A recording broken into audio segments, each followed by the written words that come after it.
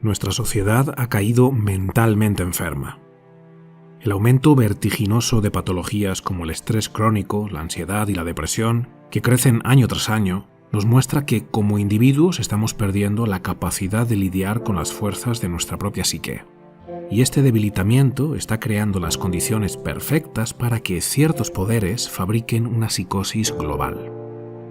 Una parte importante de la sociedad, extenuada interiormente y desprovista de su individualidad, está siendo manipulada para perder el contacto con la realidad objetiva y vivir en el reino del fanatismo ideológico. Nuestra plenitud psicológica está bajo asedio y nuestros lazos humanos se están fragmentando. Pero no todo está perdido.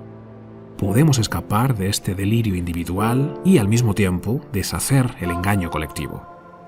Y esto es lo que vamos a explorar en este vídeo. Vamos a ver cómo se fabricó este artificio colectivo de forma sutil y silenciosa, explorando las técnicas de manipulación psicológica que el poder y sus lacayos utilizan cada vez con más fuerza, y cómo escapar. ¿Qué podemos hacer como individuos para recuperar la cordura y la lucidez en un mundo que sufre de una enajenación a escala masiva? Nunca antes en la historia habían existido medios tan eficaces para manipular en masa a una sociedad. Además de los medios de comunicación clásicos, televisión, radio y prensa, hoy ese gigante llamado Internet permite a quienes ostentan el poder asaltar más fácilmente las mentes de las masas.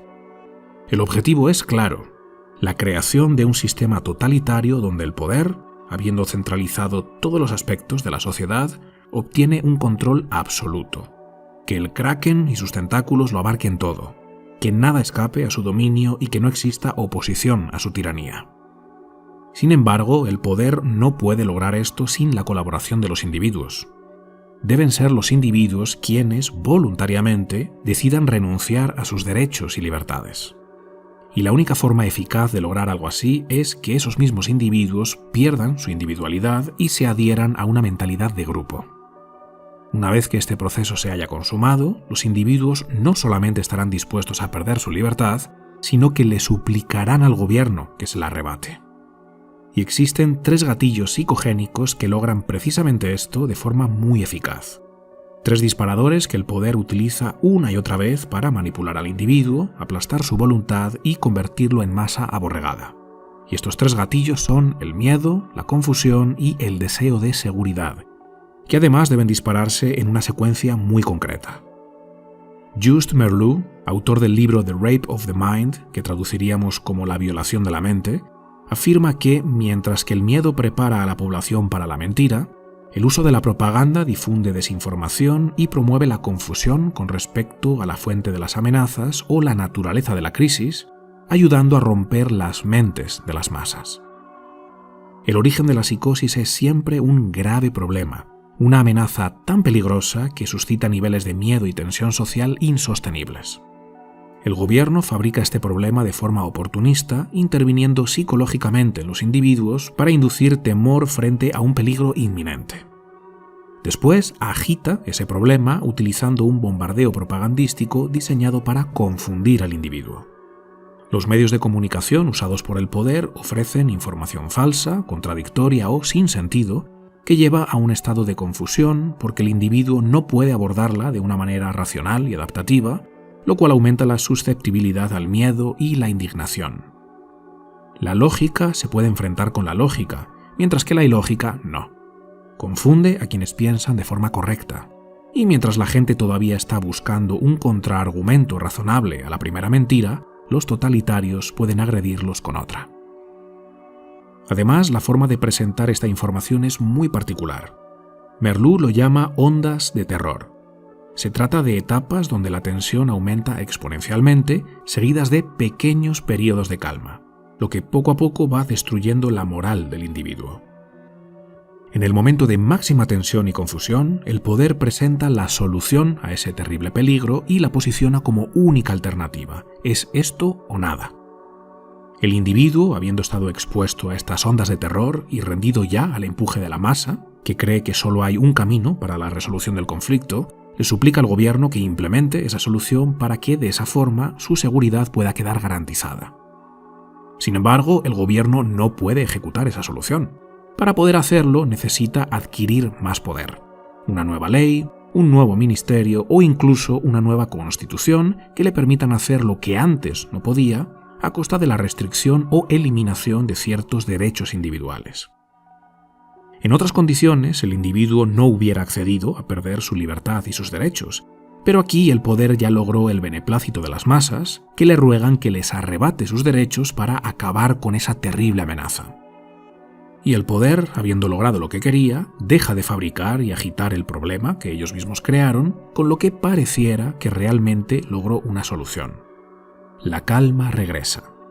Los individuos ya no son tan libres, pero se libraron del miedo y recuperaron su sensación de seguridad. El coste en forma de pérdidas de derechos y libertades individuales fue elevado, pero la masa lo celebra. Misión cumplida. Hasta que el ciclo vuelve a repetirse de nuevo con otra amenaza fabricada por el poder que pone en marcha la hipnotización global a través de la propaganda manipulativa y la intervención psicológica. En caso de que este proceso no sea suficiente para derribar al individuo y convertirlo en masa obediente, hay un elemento más que el poder utiliza para aumentar la posibilidad de una psicosis totalitaria: aislar a los individuos y perturbar sus interacciones sociales en nombre de un bien común. Un individuo solo y sin interacciones normales con amigos, familiares y compañeros de trabajo se vuelve mucho más susceptible a delirios. En primer lugar, se pierde el contacto con la fuerza correctiva del ejemplo positivo, algo que sucede en muchas otras especies de mamíferos. Y por otro lado, los seres humanos se condicionan más fácilmente a nuevos patrones de pensamiento y comportamiento cuando se encuentran aislados.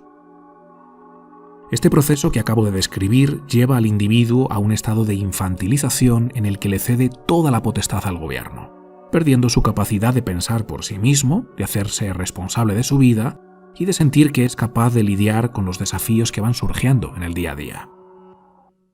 Carl Jung decía que cuando los individuos pierden su individualidad, pierden también su categoría intelectual y moral. Se conectan inconscientemente con un nivel inferior donde rigen la irresponsabilidad, el victimismo, la insensatez, el tribalismo y el infantilismo. Para que las masas renuncien a su libertad y cedan el control de todos los aspectos de sus vidas a las élites gobernantes, deben renunciar primero a su capacidad de ser individuos autosuficientes, responsables por sus propias vidas, y pasar a convertirse en súbditos sumisos y obedientes. Seres débiles y vulnerables que se dejan llevar por los dictados del grupo sin cuestionarlo. El individuo enajenado, naturalmente, no puede verlo. No sabe que está hipnotizado. No sabe que ha perdido su capacidad de pensamiento crítico y que solo sigue religiosamente los mandatos prefabricados de su colectivo. De hecho, no solo ignora todo esto, sino que se caracteriza por su superioridad moral. Se cree moralmente superior a los miembros del grupo opuesto. Los que están fuera de su colectivo son enemigos despiadados que amenazan con destruirlo todo, y eso le autoriza para cometer todo tipo de atrocidades amparándose en un escudo moral. Lo hago por el bien de todos. Hay que impedir que los malos salgan victoriosos. Para hacer el mal, un ser humano debe creer por encima de todo que lo que hace es bueno, o al menos que su acto respeta la ley natural. La ideología es lo que le da al mal su justificación y al que perpetra el mal la determinación necesaria para actuar. La ideología es el marco teórico que hace que sus actos parezcan buenos en lugar de malos, tanto en sus propios ojos como en los ojos de los demás, de forma que, en lugar de recibir reproches o insultos, reciba alabanzas y honores. La ideología, como apunta Alexander Solzhenitsyn en esta cita, es la clave para que el individuo, desprovisto ahora de su individualidad y respaldado por su grupo, pueda sostener y justificar sus actos inhumanos y pavimentar la creación de un estado totalitario sin siquiera ser consciente de ello. En su libro Psicología de las masas y análisis del yo, Freud afirmaba que el grupo es extraordinariamente susceptible a ser influido y no tiene ninguna capacidad crítica. Cuando nos identificamos con un grupo, nuestro pensamiento individual queda anulado y en su lugar es reemplazado por el pensamiento grupal. La verdad, por supuesto, queda relegada a un segundo plano o incluso rechazada si llega a poner en peligro la cohesión del grupo. Edward Bernays, sobrino de Sigmund Freud, desarrolló técnicas de manipulación masiva basadas en el trabajo de su tío, que siguen siendo utilizadas por compañías y gobiernos de todas las naciones sin excepción. En palabras de Bernays, la masa es un estado mental que surge cuando los individuos quedan desprovistos de individualidad, y sus técnicas tienen la intención de controlar y organizar a las masas a voluntad sin que éstas lo sepan. Una vez que el individuo ha logrado una identificación total con el grupo, surge lo que Juan Soto Ibars llama narcisismo tribal. En una sociedad donde la gente se siente sola y miserable y donde los individuos no son quienes quisieran ser, la individualidad resulta difícil de soportar. Cuando nos miramos al espejo, detestamos el reflejo que nos devuelve. Pero si en cambio nos miramos en el espejo del grupo, la cosa cambia. De repente ya no vemos nuestros defectos individuales, sino las supuestas virtudes de nuestro grupo. Ya no importa que nos vaya fatal en nuestra relación de pareja, que odiemos nuestro trabajo mal pagado, que psicológicamente estemos deshechos, o que nuestras adicciones o hábitos destructivos nos estén despedazando. Ahora ya no vemos todo eso. Vemos algo que nos gusta. Somos los defensores de los derechos de los oprimidos, ciudadanos bondadosos y ejemplares que se preocupan por el planeta, por las minorías y por todo lo que nos haga sentir bien respecto a nosotros mismos. De repente somos héroes sin tener que esforzarnos. Si nunca te creíste capaz de obtener ningún tipo de reconocimiento social porque sabes que desde tu sofá no puedes lograr nada heroico, bueno, pues no te preocupes porque ahora puedes ser un héroe solo con repetir los mantras ideológicos de tu grupo. Sin hacer nada único e inigualable, sin ejercer ninguna proeza que aporta un valor masivo al mundo, ni realizar ninguna gesta extraordinaria y memorable, el cobarde ha sido convencido de que su cobardía y fragilidad es, en realidad, algo heroico. Denunciar por redes sociales, quejarse amargamente cuando otros ejercen su libertad de expresión, cancelar y exigir la aniquilación de la reputación de alguien. Toda esta división está minuciosamente calculada para que no busquemos consenso y entendimiento, sino solo la destrucción de todo eso que nos han dicho que es vil y tiránico. Venganza contra el grupo enemigo. El poder nos divide en opresores y oprimidos, víctimas y tiranos, y posteriormente promueve que la única respuesta posible entre estos grupos es la hostilidad. Y nos convence de que esa hostilidad, esa persecución cruel, es, de hecho, un acto ejemplar.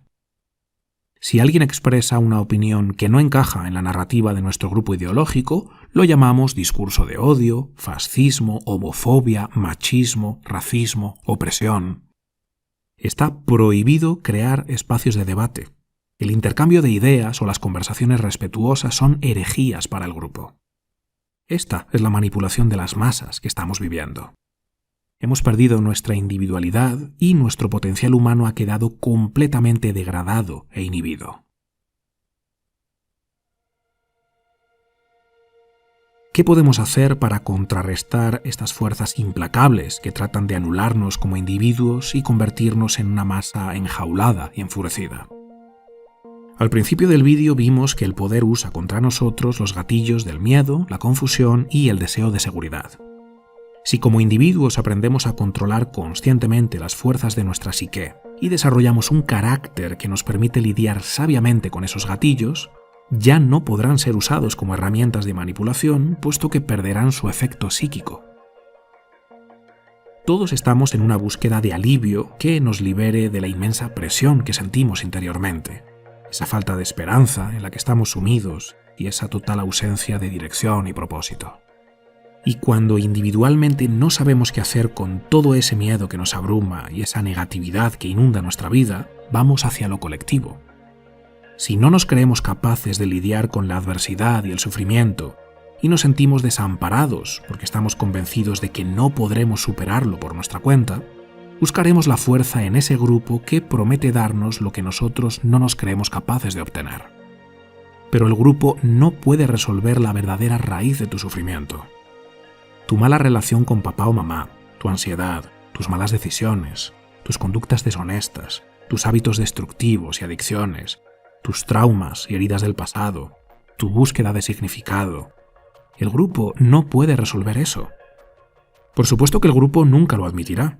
Ellos tratan de convencerte de que están ahí para rescatarte a ti y a todos los oprimidos como tú de las garras de quienes han hecho que tu vida sea tan miserable. Sin embargo, el grupo no puede crear estrategias adaptativas para el individuo. Ningún grupo identitario puede ayudarte a adueñarte de tus procesos psíquicos, adquirir dominio de tus pensamientos, reorientar la dirección de tu mente o sacarte de la preocupación patológica que deriva en ansiedad. No puede elevar tus emociones para que dejes de estar siempre triste, ofendido o enfadado. No puede ayudarte a mejorar tus relaciones con otros seres y no puede tomar tus decisiones para que tu vida individualmente cambie de rumbo. La razón por la que las técnicas de manipulación funcionan sobre nosotros es porque nos hemos debilitado como individuos. Por eso tenemos que fortalecernos. Tenemos que crear desde dentro una estructura psicoemocional en la que sepamos con toda certeza que pase lo que pase, vamos a saber transitarlo con entereza. Aunque la vida nos golpee con adversidad y el dolor sea intenso, podremos afrontarlo y salir victoriosos. Esta es la seguridad que todos, de alguna forma, buscamos y anhelamos, la seguridad de que venga lo que venga, podremos con ello. Pero cuando carecemos de esta seguridad como individuos, buscamos la seguridad del grupo. Tenemos que lograr que esa seguridad que tanto buscamos afuera surja de dentro. Depositar en nosotros mismos esa confianza de sabernos los máximos proveedores de nuestra propia plenitud psicológica. ¿Cómo construyes esta seguridad interior? Tienes que recuperar el dominio de tu mente. Ahora mismo tu mente te está despedazando. La voz dentro de tu cabeza, en lugar de impulsarte, te está hundiendo. La mayoría de tus pensamientos te causan inquietud, sobresalto, desasosiego y miedo. ¿Sabes por qué tu mente te ataca de esa forma? Porque tú le das los argumentos para hacerlo. Tú sabes perfectamente que tu comportamiento cotidiano es propio de una persona débil, irresponsable y asustadiza. Así que tu mente simplemente te lo pone delante. Te da lo que tú le permites. Una y otra vez te recuerda que no eres una persona digna de tu propio respeto y admiración. Y como eso te deja en una posición muy inestable a nivel psicológico, porque al fin y al cabo nadie soporta verse de forma tan negativa, tratas de aliviar esa presión interior llevando la atención hacia afuera. Como no quieres reconocer que tú eres el mayor causante de tu propio dolor, retiras tu atención de ti y la enfocas afuera. En la política, en la sociedad, en cualquier cosa que desvíe la atención de tu fuero interno y que parezca justificar por qué tu vida es tan miserable. Algo exterior que explique tu malestar y te libere de toda responsabilidad para que parezca que el desastre de tu vida no tiene nada que ver contigo. Y cuando haces esto, rápidamente vas a encontrar algún movimiento ideológico que te dé la explicación que estabas buscando. El problema no eres tú eres un ser de luz, pero has sido oprimido por el racismo, el patriarcado, la desigualdad, la homofobia, el capitalismo o la colonización. El resentimiento hacia ellos, que parece muy razonable, desvía toda la atención de tu responsabilidad individual y te sumerge en la narrativa de la masa. Ya no te sientes tan mal contigo mismo, ya no diriges tu ira y tu resentimiento hacia ti, pero sigues sintiéndola hacia otros, sigues siendo una persona atrapada en el laberinto de la ira y el resentimiento. Tienes que escapar de esa trampa que otros han fabricado, enfocándote en lo que sí está a tu alcance. Tienes que realizar una evaluación honesta del estado de tu vida y tu carácter y empezar a resolver los problemas que te están hundiendo y que más urgentemente necesitas resolver. Después ya salvarás a las focas, pero primero ponte en el camino de mejorarte y convertirte en quien tú quieres llegar a ser. Cuando pongas tu vida en orden, tu mente ya no podrá hundirte. Toda esa cháchara negativa desaparecerá porque tu aparato psíquico ya no tendrá argumentos que usar contra ti. Cuando te ganes tu respeto y confianza, tu vida va a adoptar una dirección ascendente. A mí la voz de mi cabeza siempre me atacaba con mi falta de disciplina. Nunca haces lo que dijiste que harías, nunca terminas lo que empiezas, solo hablas y hablas pero no actúas, eres un fraude, normal que nadie te respete. Y mi mente me decía esto porque tenía todos los motivos para hacerlo. Mi mente sabía que yo quería dejar de fumar, pero no lo dejaba. Me proponía una fecha para dejarlo, pero cuando llegaba el día, no lo hacía, rompía mi compromiso. Decía que quería adelgazar, pero no cambiaba mis hábitos alimenticios y seguía tragando comida basura 3 o 4 veces por semana como mínimo. Me proponía empezar a hacer ejercicio porque llevaba una vida totalmente sedentaria, me apuntaba al gimnasio, pero después de unos pocos días lo dejaba. Y cuando llegaba la fecha de renovación, pagaba el siguiente mes asegurándome a mí mismo que iría, pero no iba. Y así una tras otra. Normal que mi mente me despedazara. Me ponía delante pensamientos acerca de mí mismo que yo sabía que eran ciertos y por eso me dolía tanto.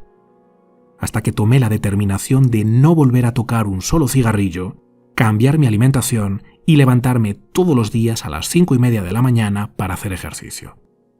Cuando pude sobreponerme a mis resistencias y empecé a hacer todas esas cosas que yo dije que haría, mi mente ya no pudo avergonzarme y despedazarme. Si empiezas a hacer de forma rutinaria lo que tú sabes que te ayuda a crecer, tu mente ya no podrá decirte «qué débil y qué cobarde eres, no eres capaz de esforzarte, tú solo buscas estar calentito en tu sofá». Simplemente no podrá hacerlo, no le quedará más remedio que someterse a tu autoridad. La conquista de tu libertad personal es el resultado de exponerte a esas situaciones que te dan miedo y te incomodan porque te exigen dar lo máximo de ti, pero que de todos modos tú decides hacer porque sabes que te corresponde hacerlo. Cuando dejas de estar siempre persiguiendo la gratificación instantánea, quejándote y escondiéndote de la dificultad, tu mente se fortalece. Empiezas a ganarte tu respeto y admiración. Y empiezas a confiar en ti, porque sabes que cuando las cosas se pongan feas, tú tendrás la sabiduría para actuar con determinación y con audacia. Sabrás qué hacer por muy tenebroso que se vuelva el camino. Evitar a toda costa lo que nos resulta molesto y fastidioso nos lleva a convertirnos por elección propia en personas débiles que no saben tolerar la más mínima dificultad, y esa debilidad es la brecha que el poder usa para doblegarnos. Pero exponernos de forma voluntaria y consciente a situaciones difíciles e incómodas saca lo mejor de nosotros y nos ayuda a corregir el extravío que nosotros mismos hemos causado en nuestras vidas. Da miedo emprender este camino, claro que sí, pero es que esto no va de dejar de tener miedo, esto va de hacerlo a pesar del miedo, de saber convivir con el miedo y no dejarse dominar por él.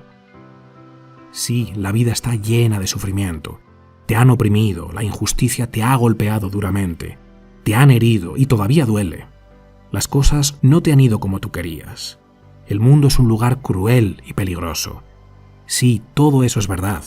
Pero volverte una masa aborregada no va a darte lo que buscas, que es esa individuación a la que Jung se refería, ese llegar a ser tú mismo de forma auténtica y genuina, ocupar tu lugar en el mundo y encontrar la plenitud de tu propia autorrealización. Demuéstrale a tu mente que tú eres mucho más que tu miedo y tus dudas. Demuéstrale que estás por encima de la búsqueda de placer, confort y gratificación instantánea. Empieza a hacer lo que dijiste que harías y dejar de hacer lo que dijiste que ya no harías más.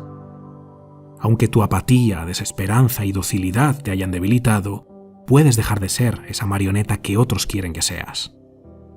Vuélvete responsable de ti mismo. Fortalece tu espíritu. Desarrolla tu conciencia. Conviértete en quien puedes llegar a ser. Conquista tu libertad. Y luego, muéstranos cómo lo hiciste. Muéstranos el camino.